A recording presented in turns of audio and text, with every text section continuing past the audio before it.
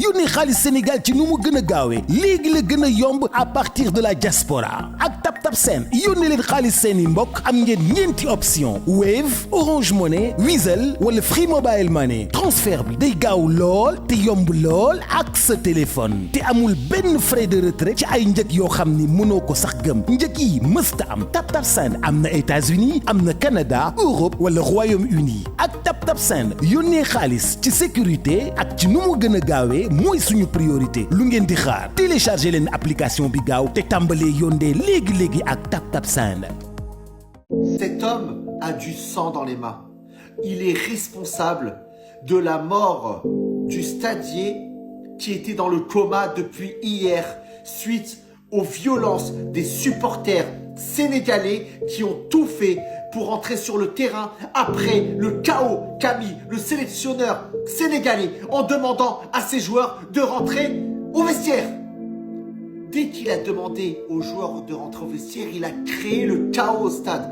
Les supporters sénégalais ne se sont plus sentis. Ils ont décidé, vu que le règlement n'était pas appliqué sur le terrain, de ne pas appliquer le règlement et de rentrer de force sur le terrain. Ils ont déchiré la mâchoire d'un stadier. Un pauvre stadier qui venait travailler en lui envoyant des chaises et des ventilateurs. Cet homme, le sélectionneur, tout vient de sa faute. Tout vient de sa part. Il est responsable. Il serait décédé. Je ne sais pas si c'est confirmé, mais les rumeurs en parlent tous dans les sites et dans les réseaux sociaux. Si c'est vrai, paix à son âme, Allah yarhamou, et j'espère que la fédération et que la confédération africaine le prendront en acte dans les sanctions pour le Sénégal et le sélectionneur à cause de ce qui s'est passé hier. Les supporters sénégalais qui avaient agressé un stadier marocain, vous n'allez pas rentrer chez vous, vous allez rester encore un peu au Maroc. On va vous faire visiter la prison de Oukacha. Vous connaissez Oukacha? Et on vous dit pas welcome to Morocco, on vous dit marhaba bikoum fal Maghreb. Qu'est-ce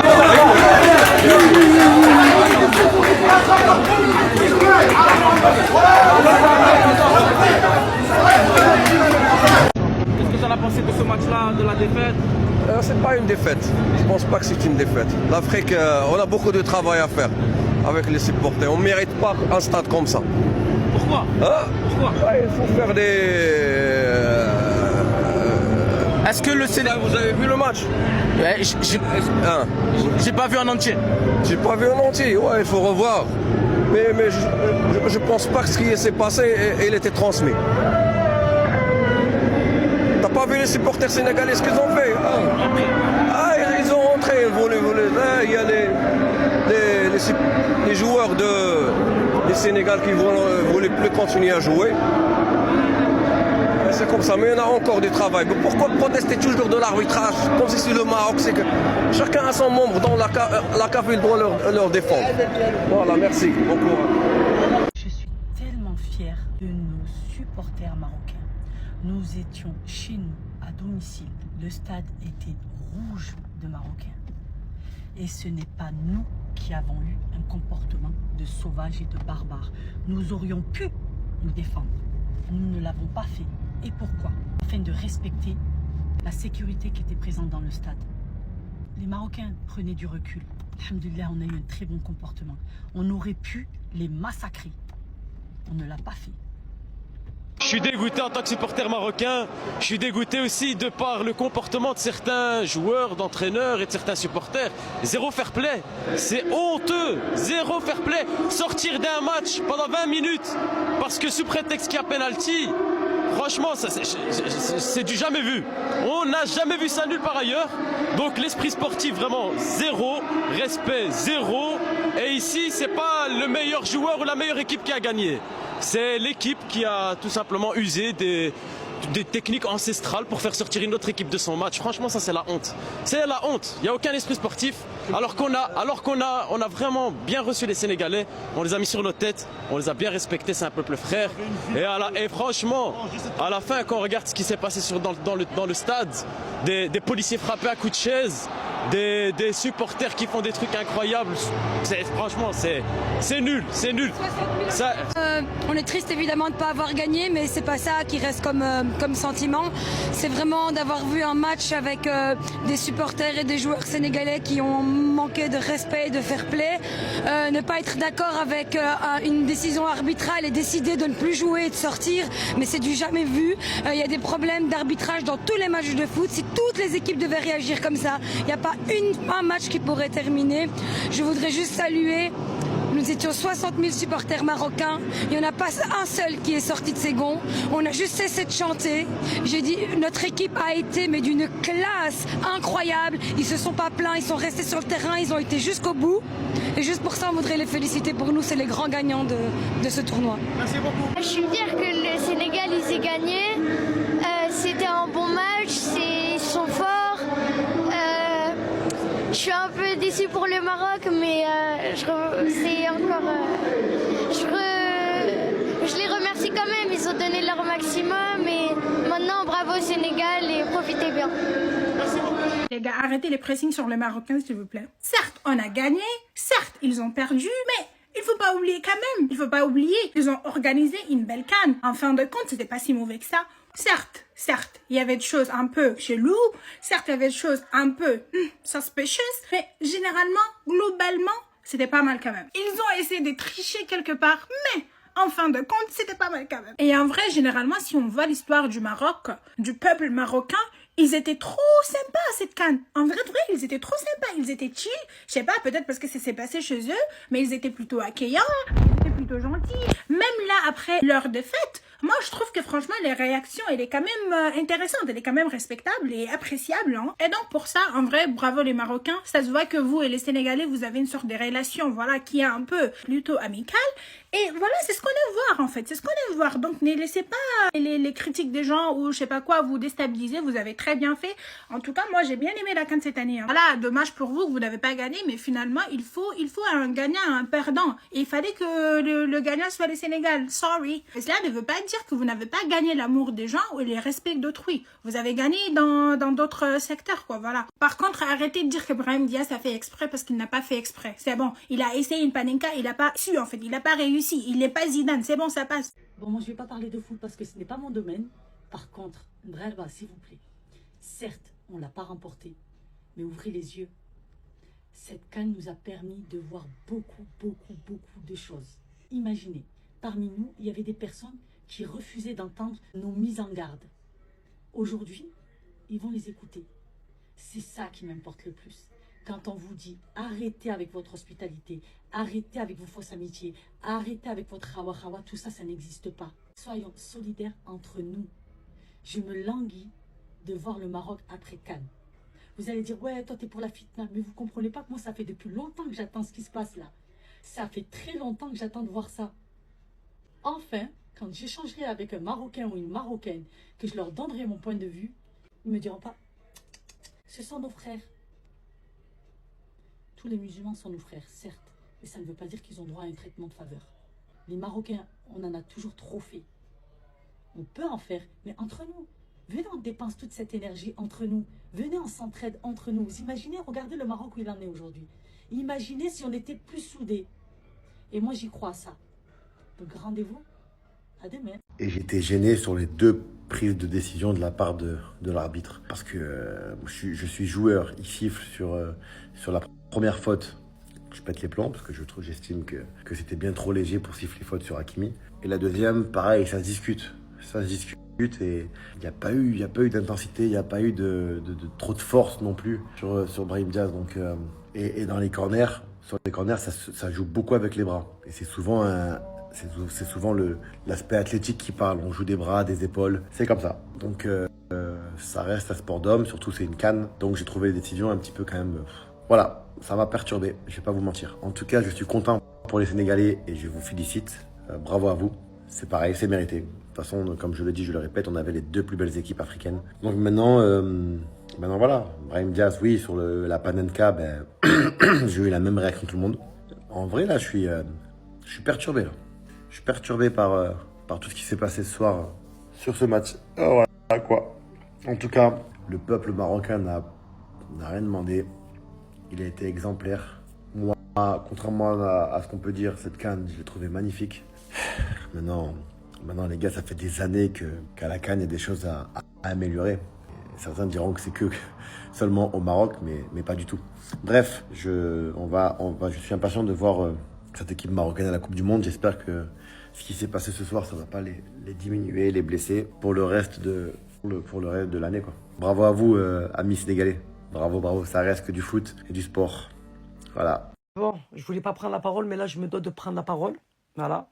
Quand je vois et que j'entends, et surtout le match que j'ai regardé hier, je me dois de prendre la parole aujourd'hui. Déjà de une, parce que je soutiens mon pays. Oui, je suis marocaine et fière de l'être, que vous le vouliez ou pas.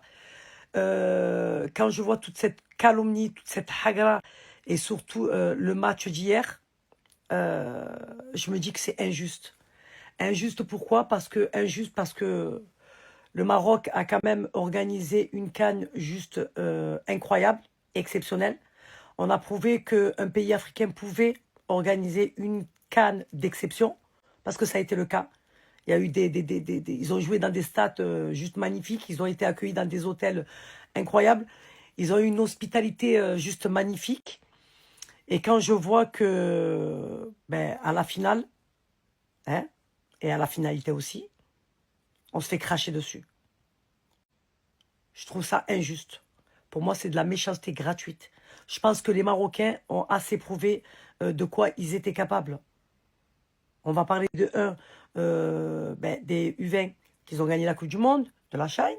Le Maroc est en pleine évolution où tout le monde veut investir et veut aller s'installer là-bas. On est d'accord? Je pourrais rester des heures à vous sortir de quoi le Maroc est capable aujourd'hui. On n'a peut-être pas gagné la CAN, mais on a gardé notre dignité, notre classe. Vous savez ce que je vois moi là? Je vois un homme qui s'est sacrifié pour son peuple, qui s'est sacrifié pour ses joueurs, qui s'est sacrifié pour sa nation, pour les couleurs de son drapeau, afin d'imposer le respect. Moi, je vois un homme qui a demandé à ses joueurs de quitter le terrain pour contester contre la triche et contre un arbitrage catastrophique. Voilà ce que je vois. Et tous les Sénégalais devraient être de mon avis. Parce que c'est bien beau d'être content pour la victoire, mais quand je vois des Sénégalais dire qu'ils sont pas d'accord avec son action, que c'est pas de la discipline, que c'est pas du respect, que c'est pas professionnel, dites-vous bien que le professionnalisme s'arrête là où le manque de considération et la triche commence. C'est aussi simple que ça. Alors oui, il y a des règles dans le football, etc. Mais là, on va parler du contexte, d'accord? Nous-mêmes, en tant que spectateurs, on a tous eu pratiquement la même réaction. En tout cas, toutes les personnes sensées qui ont vu ce qui s'est passé et qui sont de bonne foi ont eu la réaction de se dire « Ok, bah sortez. Là, cette injustice-là, il faut taper du poing. » Le geste que cet entraîneur sénégalais a fait, c'était symbolique. C'était pour imposer le respect et pour dire « Là, stop. C'est pas normal. » Et je fais ce geste pour indigner. Voilà, tout le monde sera choqué, mais tout le monde va chercher à comprendre pourquoi j'ai fait ça. Alors les personnes qui font semblant de pas comprendre et qui disent « Non, c'est pas normal, c'est pas quelque chose qu'il faut faire, il faut qu'il soit sanctionné », bah qu'il soit sanctionné. Il a qu'à être sanctionné. Comme je vous ai dit en début de vidéo, il s'est sacrifié. Il connaît les enjeux, il les connaît mieux que vous. Mais là, il était à bout. Il est sur le feu de l'action, il est fatigué de parler, il a essayé par tous les moyens d'expliquer que ce n'est pas normal. Personne l'a écouté, personne n'a écouté ses joueurs, on l'a snobé, lui et ses joueurs, il a craqué. C'est normal, c'est normal. Et tous les Sénégalais devraient être derrière lui. En tout cas, moi, je suis derrière lui, je suis d'accord avec lui. Ok, il aura des sanctions, mais que justice soit faite. Bao, sois pas effrayé, le président de la Bled-Ogang. Le Maroc porte plainte contre le Sénégal. Mais on s'en bat les couilles de votre plainte. Non, il porte plainte parce que le Sénégal est sorti du terrain. Qu'est-ce qu'on en a à foutre? On n'en a rien à foutre. Avant de porter plainte, d'aller chercher ceux qui sont sortis du terrain, quoi. Allez vérifier vos caméras là. Toutes les serviettes, vous avez volé. Les serviettes, vous avez pris pour quitter le terrain. Vous avez envoyé les joueurs. Toi, le numéro 11 ou je sais pas quoi là. Toi, on t'a donné combien d'occasions? Tu as raté combien? Tu viens t'arrêter derrière poteau du gardien sénégalais. Ça là, la CAF voit pas. Hein? La CAF voit pas. La FIFA voit pas. Un joueur qui se lève pour venir derrière les poteaux du gardien adverse. À cause des serviettes. Serviettes dans toutes les équipes du monde. Les gens, ils ont ça pour essuyer leurs visages, pour essuyer leurs gants. Vous partez voler serviettes. Au lieu de vous plaindre, pourquoi les Sénégalais sont sortis du terrain? Tous les pénaltys, comme on appelle le Cameroun, contre le Mali, contre la Tanzanie, ou bien c'est pas Zambie, ou c'est pas quoi là. Tous ces pénaltys là, fuyez, regardez votre VAR là. Vous-même, asseyez-vous, regardez votre VAR.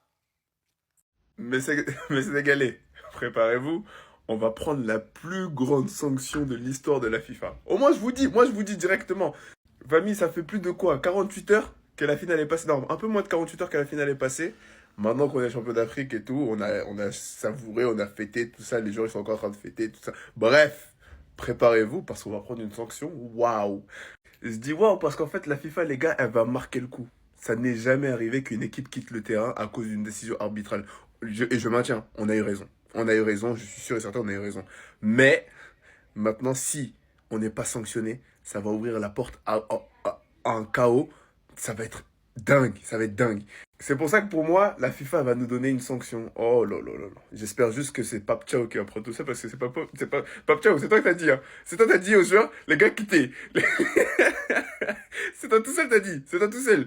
Ça veut dire, Pape, fais le bonhomme, fais le bouclier de la nation. Tu dis, les gars, c'est moi, je prends pour moi. Je prends pour moi. Voilà, on prend la sanction, on va la prendre. Juste, reprenez pas notre deuxième étoile. De toute façon, on est champion d'Afrique, ça, personne va l'enlever. Voilà, mais préparez-vous. On va manger une sanction. Oh là là là là là là. Moi, je vous déjà lancer un avertissement. Faites pas les choquer quand ça va arriver. Merci beaucoup. Bref, famille, moi, c'est tout ce que j'avais à dire. N'oubliez pas de liker, partager, commenter, abonnez-vous et allez, célèbre.